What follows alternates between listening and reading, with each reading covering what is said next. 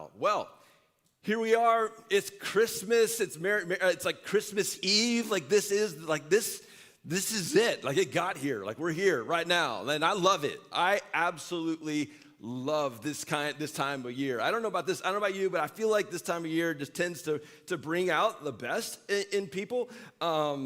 But yet at the same time, I was getting lunch the other day, and the guy behind the counter said he got off the phone. He just hangs up the phone, and he says, "Man, the holidays really bring out the worst in people." And I think that may be true as well. I was at Kroger. Maybe some of you were at Kroger yesterday. Madness. A lady was yelling at the checkout machine. The machine. Like telling her to shut, or it to shut up. And I'm like looking, but I get it. I understand it. So yeah, it does kind of bring out the worst in people. It is kind of true as well. And I don't know what it looks like for you, but perhaps nothing accentuates that more than when the family comes together, right? It's like we're trying. Like some of us were like, yeah, it's going to be great. It's going to be great. And but here's the thing: everybody has everybody in everybody's family. Like everybody's family has that one. Right? As that one person. Like you go down the family line long enough, you're going to bump into that person who's the one that just brings up the thing. Like, why did you have to bring that up? That says the wrong things at the wrong time. I mean, everybody's got that person. They're the family psycho, right? Like you go somewhere down the line, you're going to bump into that person. In fact, just get it out right now. All right, let's just get it out right now. How many of y'all, you say, yeah, I've got one of those in my family? Raise your hand. Like, we're not making statements about people that are here, right? We're just raising our, keep them up. Come on, let's just be honest. Let's be honest. Look around. See, your family is not so crazy, right? It's more normal than what you thought. This is just true. I mean, you go down the family line long enough, you're going to bump into somebody. It's just like, we don't really talk about her or talk about him. Or when they come around, just like kids, stay close to me, all right? We don't know what they're going to say, what they're going to do. And well, here's what's interesting. When you read the Gospels, the Gospels are the first 4 books of the New Testament. In the first 4 books of the New Testament, they all tell the account of the story of Jesus, the life of Jesus. And when you read the stories of Jesus, when you read the 4 Gospels, what's interesting is that not all accounts are the same. In fact, they're not at all the same. They're not at all identical. And the interesting thing is that 3 of the 4, begin with a story. And only 2 of the 4 accounts of the life of Jesus even tell about the birth of Jesus, Matthew and Luke. And Luke starts with this angel's announcement that Jesus is going to be born. It begins with the announcement of the birth of Jesus, and not just the birth of Jesus, but the birth of John the Baptist. But Matthew's gospel is really unique because he doesn't start with the story at all. In fact, it could be that you've just decided, like maybe there was a time that you're going, you know what, I'm going to read the Bible. And I'll start with the New Testament. I'll just start with the New Testament, and I'm going to read through the New Testament. And you come up on Matthew because it's the first book of the New Testament, and you start to read, and you're like 3 verses in, you're going, man, I don't know about this. I'm not really sure, because what you bump into in the first few verses of Matthew in chapter 1 is a genealogy. It's just a bunch of names. It's just like this person and this had this person and this person had this person. This person was a father of this person. And it's like, man, I don't know if I really want to get to that. In fact, let me just read for you how Matthew begins his account of the life of Jesus. Here's how he decides to start. Matthew chapter 1, verse 1, it says this: the book of the genealogy of Jesus Christ, the son of David, the son of Abraham. In other words, here's what Matthew is saying right out of the gate. He's going, look, what I'm getting ready to tell you is not fairy tale. What I'm getting ready to tell you, this isn't some bedtime story for your kids. This isn't once upon a time in a land far, far away, there was this man named Jesus, where it may or may not be true, but hey, it's a good story. There's a good moral lesson in there somewhere. So no, it begins with the book of the genealogy of Jesus Christ. In other words, Jesus isn't some metaphor for something where you could just kind of like, well, whoever Jesus is to you, you just, whatever Jesus is for you, that's great, and here's what Jesus is to me. That's not what this is, where you can just kind of make Jesus into whatever you want him to be. Matthew opens up by saying, what I'm getting ready to tell you The story that I'm getting ready to tell you, it's not just a story. It's something that has been grounded in history. This is historical. This isn't advice that I'm getting ready to say. This is news. See, advice is something that you give for someone to like to tell them what to do. Like advice is like it's about what you should do. News though, news is about something that has been done. News is about something that has happened, that has already happened. A lot of people look at the Gospels, they look at these accounts, this record of Jesus' life, and they look at them as advice on how you should live your life. Like you should really consider this. Like there's some things in there you just consider like this. Just read it, and there's some lessons in there for you to live your life. But that's not what the Gospels are about. That's not what they've never been about advice or telling you how to live your life. That's what every religion is about. Every religion will tell you, like, here's what you need to do to be accepted by God. But right out of the gate, Matthew was going, listen, what I'm about to tell you is not advice. I'm getting ready to tell you news. This is historical. I'm not trying to convince you. I'm not telling you to do anything. I'm just going to tell you what happened, and then you do with it what you want. This has been grounded in history. The Greek word here for genealogy is the word Genesis, which means beginning. If you're familiar with the Bible at all, the very first book of the Bible is the book Genesis, and it says, in the beginning. Like this is how this whole thing gets started. This is how the world gets started. Much like the book of Genesis begins, Matthew, the first book of the New Testament, Matthew writes it as if to say, hey, there's a new beginning here. Something new has taken place. In fact, it is something that has so shifted the world that it's like a new beginning has started. In verse 17 in Matthew 1, when he gets through all the names, here's what he says. He says, so all the generations from Abraham to David were 14 generations. And from David to the deportation to Babylon, 14 generations. And from the deportation to Babylon to Christ, 14 generations. In other words, here's what Matthew is saying. He's going, this isn't coincidence. When Jesus landed here, when Jesus showed up on this planet, it wasn't coincidence. It wasn't just some random time in history when Jesus showed up. That God was arranging all of history from the promise to Abraham that he would one day send a rescuer 2,000 years before Jesus ever showed up. He made this promise to a man named Abraham, said, out of your family, I'm going to send a rescuer. From the promise of Abraham to David, to the nation of Israel, from generation to generation to generation, all of it was leading to this moment when Jesus would show up, the arrival of Jesus Christ, that all of history is centered in on Jesus.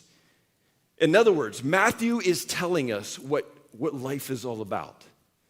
He's telling us that this is what life is all about, what God was working toward all along. Since he put the two, Adam and Eve, in the garden, this is what he has been working toward the whole time. That God had his eye on the whole time. What God was doing in the history of the world was leading to the arrival of Jesus. Like this was the focal point of everything that had been happening in history to this point. But in the moment, like it didn't seem like it. Like there was a time in history where it seemed like Babylon, the nation of Babylon, like that was the center of the world. And like everything was happening through Babylon. And even that by the time that Jesus arrived, nobody was paying attention to this little podunk country called Israel. They were just another nobody country that was owned by, controlled by Rome. At the time Jesus showed up, Rome was the center. It seemed to be the center of the universe as far as anybody could see. And certainly nobody was paying attention to this poor Jewish couple, Mary and Joseph, who were trying to make their way to Bethlehem.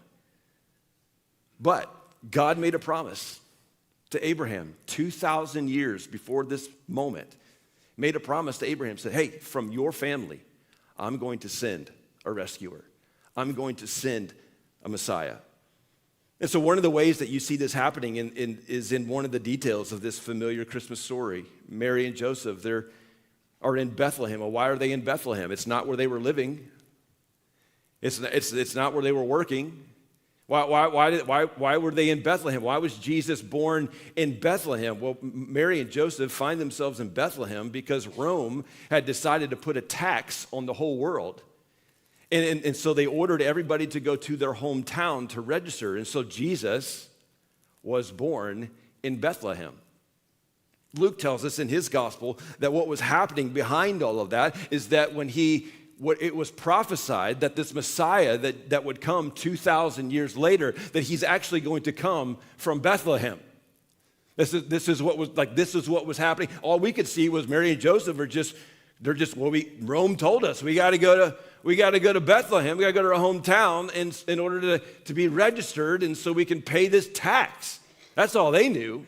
But behind the scenes, what was happening the whole time is that God had arranged Rome, that he had moved Rome in order to get two people that nobody knew anything about to Bethlehem. Why? Because that's what history and that's what life comes down to. It's Jesus. It's Jesus. What God is doing in the world is about Jesus. And the same is true for the world today. I mean, what the world is paying attention to today, what seems to be the most significant thing happening in the world today are things like political power. And, we're concerned about immigration. We're concerned about the economy. While all along, God is just using these things. He's just arranging these things for his purpose. That the truth of the matter is God has his eye on the church, making Jesus known. Something that most of the world is not concerned about in the least. And you have a lot of things going on in your life. You got a lot of things that are fighting for your attention. I would imagine even right now, like things that are running through your heads, like, all right, we got to do this, we got this next, and I got to get this wrapped, and I got to make sure, and we got this cooked, and this in the oven, or whatever it is. We got to go here and do this, and you got a lot of things that are fighting for your attention. But Matthew takes us to what life is all about. What life ultimately comes down to is Jesus. The most significant part of your life is not what school you attend, it's not what job you should take or who you're going to marry and when you should retire, or it's not your health, it's not your family, it's not your financial situation. The most significant issue in your life is who is Jesus. It doesn't matter what is going on in your life. If Jesus is who he says he is, then that changes everything. If the doctor looks at you like he looked at a friend of mine and his wife just recently and says, I don't know how to tell you this, but it's cancer. If the doctor looks at you and says it's cancer, the most significant question, like that is hard. That is hard to hear, and that brings up a lot of questions. But the question that you ask in that moment that matters more than any other question is, who is Jesus?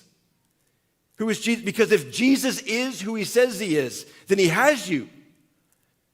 If you lose your job, if your child goes astray, if your spouse abandons you, what you need more than good advice, you need something that is true that you can hold on to. And if Jesus is who he says he is, and if he really is good, and if you really do belong to him, then he has you in the middle of all of it. And so this is where Matthew begins. He's like, look, before we get anywhere, we got to get Jesus right here. This isn't some fairy tale. This is history. We got to get Jesus right. And so he begins with the genealogy of Jesus, and it says, he says, the book of the genealogy of Jesus Christ, the son of David, the son of Abraham. Abraham was the father of Isaac, and Isaac the father of Jacob, and Jacob the father of Judah and his brothers. It begins with Abraham, and then he goes right up to Jesus. This is what this genealogy does. It's a promise that was made to Abraham, and he takes it right on to Jesus. And again, none of the other gospels start off this way. So why does Matthew start off his gospel, his record of Jesus' life with a genealogy? Well, I think for a couple of reasons. First, Matthew is writing to a Jewish audience. They are his immediate audience here. Like when he first writes this letter, it's going to be the Jewish people that are first going to read this letter, or first going to read this gospel. And he's getting ready to make the case that Jesus is in fact the Son of God. that he is the Messiah that all the Jews have been waiting for. So the first question that they're going to ask is this: is this guy that you say is the Son of God, is he related to David? It's the first question they're going to ask. Any Jew, any good Jew who knows their history, they're going to go, well, is he related to Jesus? Or is he related to David? Because if he's not related to David, because it was promised that the Messiah, the king, our rescuer, would come through the line, through the family of David. So if he's not related to David, then we just can't take you serious. And we're certainly not going to take this joker serious that you say is the Son of God. So if there's going to be a Messiah, he must come from David. He must be related to David. And typically what was done in ancient times, that historians were hired by like emperors and kings and generals, and they were hired to write down their history. And most of the time, they were hired to write down all the good stuff about what they witnessed from these kings and these generals and emperors. And they hired people to write. They wanted these historians to make them look good. They would make a big deal out of military victories, and then they would completely skip over, or they would downplay their defeats. They would make a big deal if this general, this king had a son that went on to be a general, went on to be a king, and then they would just skip over or make very little of their children who just didn't do much, didn't turn out so well. But the goal was to hire somebody to write histories, to make somebody or make a family look as good as they could possibly look. But then we come to this ancient document of Matthew, and he begins with a genealogy of Jesus. And it's like he's trying to make us question some of the people in Jesus' genealogy by bringing people into this that didn't even need to be mentioned at all. For example, typically in a genealogy, especially in this culture, it was not customary to list the names of women. But Matthew not only throws women, the names of certain women, into this genealogy, he emphasizes certain people that you would want to leave out altogether, especially if you're trying to convince people that Jesus is the Son of God. Two of these women should have never been mentioned in this genealogy, and 3 out of the 4 women were not even Jewish. So Matthew is playing, like, this is risky for him. So he says this. So in verse 3, he says, in Judah, the father of Perez, and Zerah by Tamar. So the first woman that he decides to throw in is this woman named Tamar. Now, I would assume that many of you are not familiar with Tamar's story. And let me just say this. There are parts of Tamar's story that I'm just not so sure I would feel comfortable reading in church. It's that messed up. So Tamar was married to one of Judah's sons, and he dies, and they have no children. So as was customary in that culture is if a woman was married to a man who died, then if he had a brother, that brother would then marry the woman so they could carry on the dead husband's family name and family line. And so her husband dies. They don't have any children. So Judah gives his second son to be married to Tamar, and Onan is the second son, and he begrudgingly marries Tamar. Well, then Onan dies, and they have no children, and so it just so happens Judah has a third son, and so but at this time Judah's going, man, I don't know about this woman. Like I've had 2 sons married to this woman, and they both, no children, and they both have died. And so Judah's thinking, I think maybe this woman's cursed or something. So he's kind of taking his time for giving his third son over to Tamar. Well, Tamar's just not having it. She's like, I want children now. I'm not getting any younger. I want children now. So here's what she does. She dresses up like a prostitute. She covers or veils her face and walks into her father-in-law's tent. And he sleeps with her, and she gets pregnant with her father-in-law's kid. Like this is the family of Jesus. This is Tamar. This is what's going. Listen, there was no need to mention Tamar, but Matthew just throws in Tamar, and every Jew who is reading this for the first time is going, "Whoa! Remember the story of Tamar?" And he says, in Judah, the father of Perez, and Zerah by Tamar, and Perez, the father of Hezron, and Hezron, the father of Ram. and Ram the father of Amminadab, and Amminadab the father of Nahshon, and Nahshon the father of Salmon, and Salmon the father of Boaz by Rahab. And here he throws in another woman. And if you grew up in church, you know that Rahab wasn't just Rahab, it was Rahab we don't say that in church, right? Like we don't, like this is, in fact, when we get to heaven, if you run into Rahab, it's going to be like, hey, aren't you Rahab the lady from the Old Testament, right? Like that's, like we just don't talk about it. Like you just, so how many of you have prostitutes in your family? Don't raise your hand. All right. But even if you did, you wouldn't want to admit it, right? Listen, Jesus' family. This is Jesus' family. He goes on.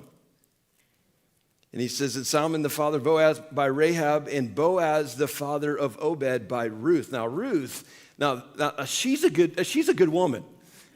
She's got a whole book of the Bible that's dedicated to Ruth and her story. In fact, that's what we're going through right now at FBCNL. I mean, she is but here's the thing about Ruth. She's not Jewish. She's from a country called Moab, who worships some other gods, and that country hates Israel and hates Israel's God. And here's Ruth right in the middle of this story. And it says, and Obed the father of Jesse, and Jesse the father of David the king. And David was the father of Solomon by the wife of Uriah. Okay, he could have said, it would have been totally legit if he just said, Matthew just said, and David was the father of Solomon. That's it. David's the father of Solomon. You could just go right on. That would have been completely fine, acceptable. He did not have to say, by the wife of Uriah. That was totally unnecessary. And in fact, it's almost worse that he didn't say her name, because everybody knew her name. And the readers of this who knew Old Testament, they're going, why did you have to bring that up, Matthew? Why did you even have to write that down? We want to think good things about King David. We don't want to think about his flaws. But Matthew's going, you know that thing that David did that he wished he could completely erase from his life? Remember that time when he took one of his general's wives and had an affair with his general's wife, and then had her husband killed in battle to cover it up so he could have his wife? Yeah, that guy. Like that. Let's remember that. And it's like, why you even got to bring that up? This is Jesus' family.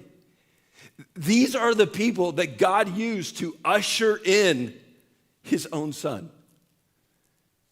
And Matthew hasn't even started the story yet. I mean, he hasn't even gotten to Jesus, and it's like he's just going out of his way to create all of this tension around people related to Jesus. What is up with that? I mean, there are some other women that he could have put in here. He could have put in this genealogy that would have been totally acceptable. He could have mentioned Sarah. He could have mentioned Rebecca. There are some other faithful women that did incredible things, but he doesn't mention one of them. He just throws in Tamar and Rahab and Ruth and Solomon's mother, the wife of Uriah. Why does he do this? It's because Matthew spent 3 years with Jesus. He had heard Jesus teach. He had seen Jesus die on a cross. He had witnessed an empty tomb. And Matthew knew that all of these shady characters with all of their baggage and sin and embarrassing stories, Matthew knew that they were the point of the story he was getting ready to tell. That it was because of sin and sinners that Jesus came. That he wanted us to know that in the very family of Jesus, the Messiah, that was all kinds of messed up with sin and sinners, and that was okay, because that was the point. Matthew knew that the news that he was getting ready to tell was the start of something brand new. It was about light coming into darkness. It was about life coming into death. It was about forgiveness and grace and mercy in a world that only knew condemnation. And perhaps what motivated Matthew to begin his story the way he begins his story is because this was his story. I mean, people like Rahab and Tamar and Bathsheba, like these were his kinds of people. The kinds of men and women that were his friends the day that Matthew met Jesus for the first time. In fact, Matthew writes about it. Matthew writes about his first encounter with Jesus in Matthew chapter 9.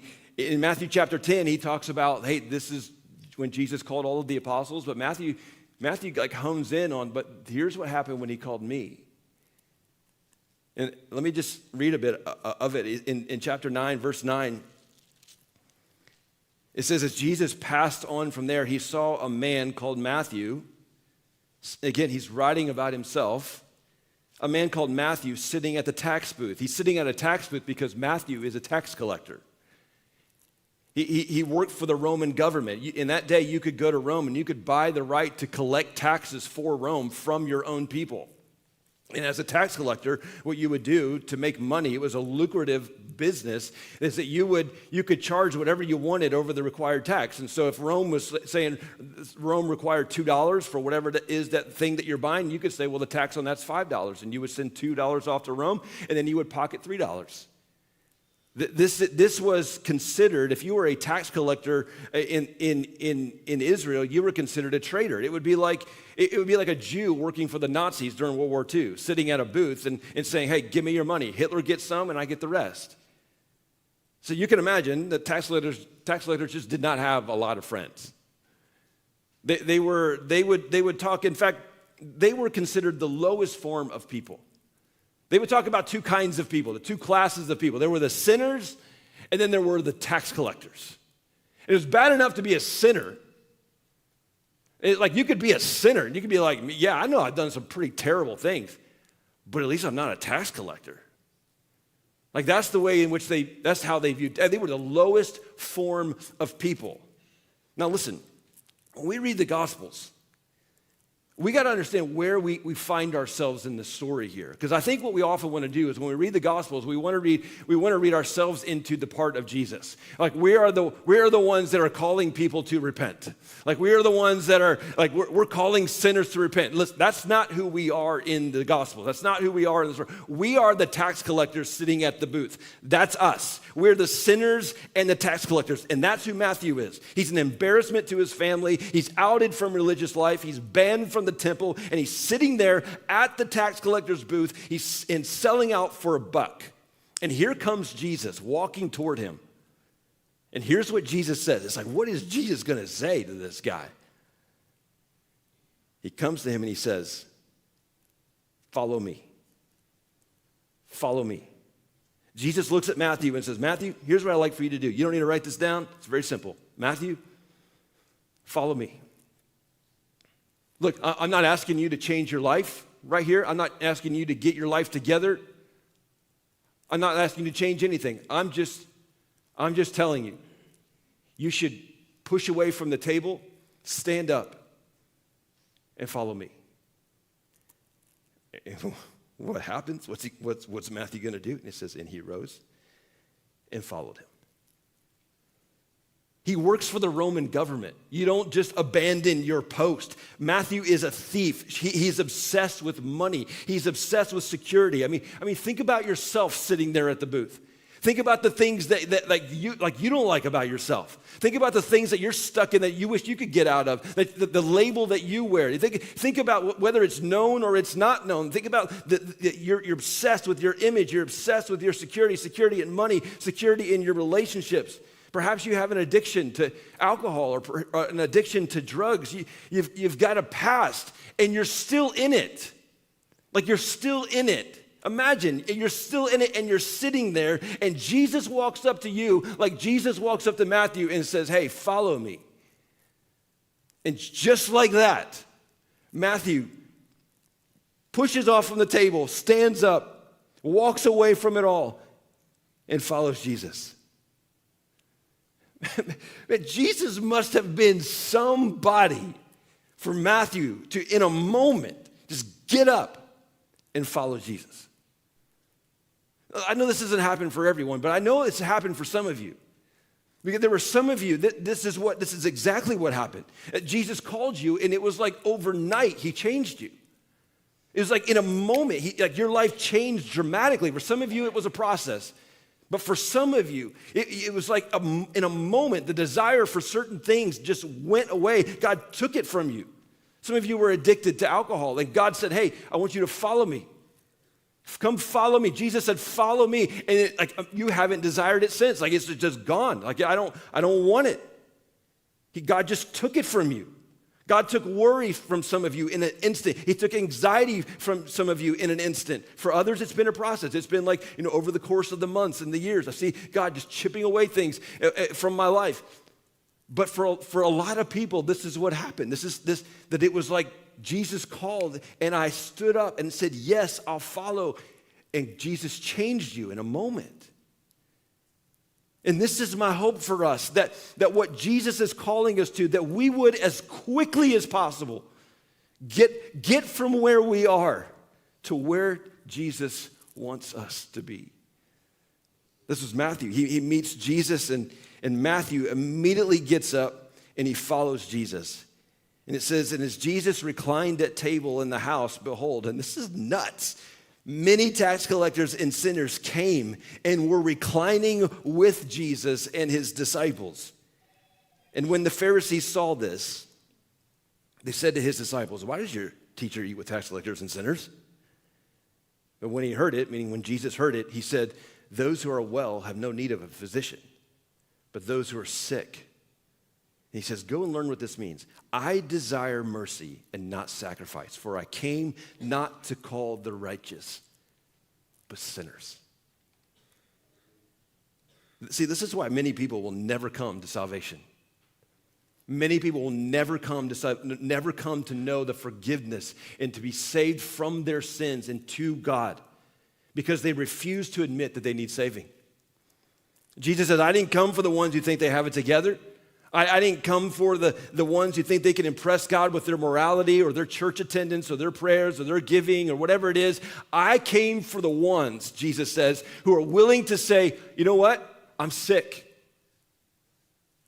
I'm a sinner. I'm messed up. I've made a mess, and I need saving. I came for the Tamars and the Rahabs and the Davids and the Bathshebas and the Matthews. I came for the outsider. See, as Matthew thought through his own story, he realized the story that he was about to tell, that his account of the life of Jesus, he knew that to include sinners in the genealogy wasn't something so strange. Because he heard Jesus say, I haven't come to call the righteous. I came for the sinners. And nobody understood better than Matthew that the story of Jesus, that the story of Christmas, it's a story of good news about God drawing near to those who had turned away, about God leaning in toward those who had leaned away from God. And at the end of 3 years, this is what Matthew discovered. He discovered that when Jesus came, that he changed the terms in which we approach God. Because the reason that Matthew had drawn away from God, and the reason that so many, even here today perhaps, have drawn away from God is because the thinking is this: I approach God based upon what I've done or based upon what I haven't done.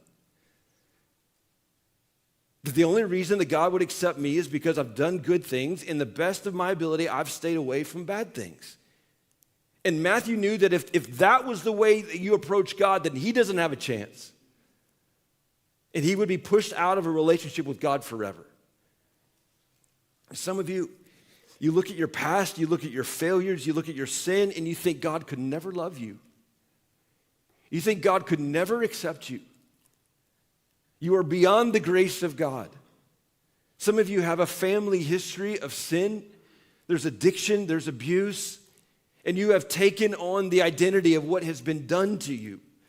Something that you should see, what we see from Jesus' own family, his own story, a genealogy full of liars and cheaters and adulterers and prostitutes, that you are not the sin of your past. Whether it's the sin that was committed against you or the sin that you have done, you are not what your family did. And you are defined, you are not defined by what you have done. The gospel comes, and the gospel doesn't bring good advice. The gospel brings good news.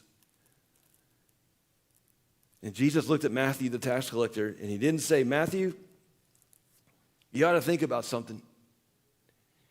Once you quit being a tax collector, you should join me.